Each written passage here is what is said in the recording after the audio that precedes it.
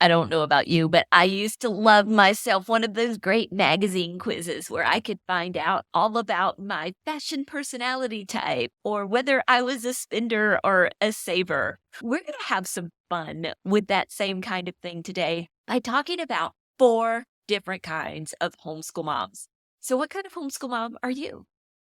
Hi, everyone. I am Pam Barnhill, and I have helped thousands of homeschoolers create doable systems, beat burnout, and bring more joy to their homeschool day. Okay, so let's talk about these 4 categories of homeschool moms. And first of all, let me just say that we don't do the categories in order to put anybody in a box or say something bad about anybody. I mean, all 4 of these categories of moms have their own strengths and their weaknesses. And probably what you're going to find as you listen to me describe the 4 categories is that you find yourself in more than one category. You're going to see yourself in multiple categories. I know I certainly see myself in multiple categories. But why even do this? Well, the reason is because by looking at some of the strengths and weaknesses that we have, we can work towards making our homeschool life just a little bit easier. And so that's what we're going to do. We're going to talk about some of the strengths and weaknesses of these different archetypes of homeschool moms. And that is going to help us make our lives a little bit easier. And so what I'm going to do after this video, today I'm just going to lay out the 4 kinds for you and let you kind of think about which kind you are. And then over the next few weeks, I'm going to come back and talk about each kind of mom specifically and how we can help that mom make their homeschool life just a little bit easier. And yeah, so you're going to want to come back because you're probably going to pick up some good bit of helpful information in every single video, not just in the one that you think you are. So our first kind of homeschool mom, I like to call her Carefree Kathy. Now, Carefree Kathy loves to follow rabbit trails, and she really, really hates missing out on real life learning opportunities.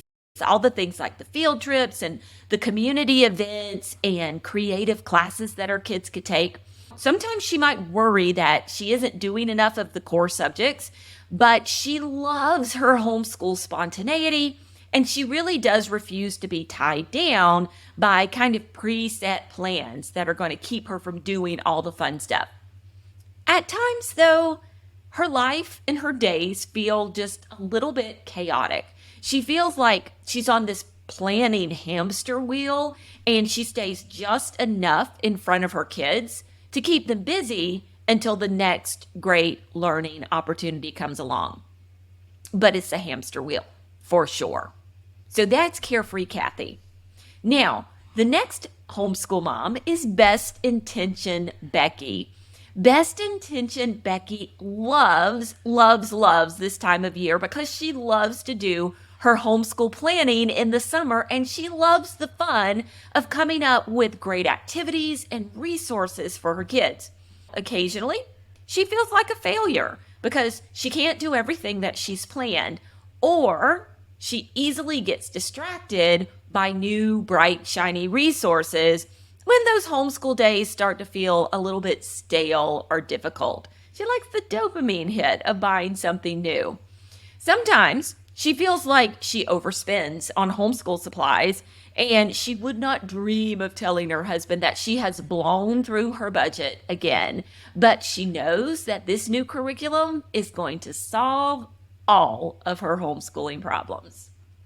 Yeah, I can see myself more than just a little bit in Best Intention Becky. How about you? Our third kind of homeschool mom is who I like to call Strategic Susan. Now, Strategic Susan is a born organized master planner, and she really deserves a gold star because she has all of these tabbed and laminated lesson plans. Sometimes, though, she gets frustrated because life keeps throwing her curveballs, and they can't follow all of her meticulously laid out plans. So she crosses out lesson plans and she flips between the pages in her planner to find her spot in each different subject. I mean, if life would just slow down and get normal, then she wouldn't be on lesson 18 in history, but only on lesson 8 in science, which drives her crazy. So frustrated, she'll just reprint and refill out her lesson plan grids again and again, multiple times in a year. And then finally, let's talk about Overwhelmed Olivia. Now, Overwhelmed Olivia makes sacrifices to homeschool her kids because she loves them dearly. And she knows that keeping her kids home helps her family to thrive and helps her kids too. But to be honest, homeschooling wasn't originally on her grown-up bingo card, and she worries if she's really cut out for this. She can't stay caught up on the laundry and the dishes, much less find time to sit down and make a homeschool plan. I mean, nobody's got time for that. And besides, what's the use of making a plan you're just not going to have time to follow anyway? Because the toddler is going to make sure of that. If she just had 2 weeks alone, Olivia could get the house clean, the meals prepped, and finally take the shrink wrap off of that science program that she's owned for 3 months.